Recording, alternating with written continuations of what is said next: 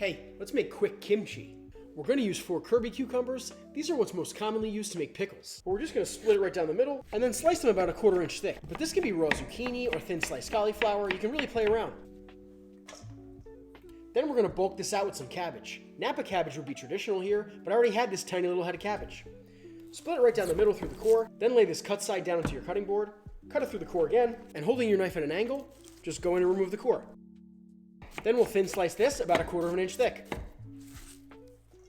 And if your head of cabbage is much larger and you're having trouble getting it as thin as you want, you can peel apart some of these layers, then lay those down in your cutting board, and they'll be much more manageable to cut. Then we'll give this a couple good pinches of kosher salt and a couple pinches of granulated sugar. The salt and the sugar will not only help these leak out some water, but they're gonna really help with the texture of our vegetables. Then just set this aside. We're gonna thin slice a couple green onions.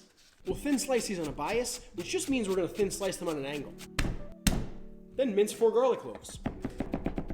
Green onions and garlic into a separate bowl, followed by about a 1/2 cup of white distilled vinegar. And traditionally, the heat from this would come from gochugaru, which is a Korean chili powder. It's very different from standard chili powder, but you can probably find it on Amazon, or go check out your local Asian market. My second favorite is to use gochujang. It's a fermented chili paste, and it'll bring that fermented flavor, but I didn't have any of that either. So I'm gonna use about a tablespoon or 2 of the famous sriracha. This will still bring a little bit of that fermented flavor, and it's gonna bring all the heat that we want. A teaspoon or 2 of fish sauce. This is gonna bring all that funk and that beautiful MSG. Then our vegetables are gonna have a little bit of water in the bottom of the bowl, so we're gonna lift them up out of the bowl and give them a gentle squeeze.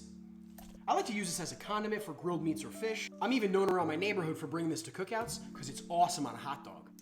And this is not traditional kimchi, but it's delicious condiment and it will get you most of the way there. And follow me because this stuff on a cheeseburger will change your life.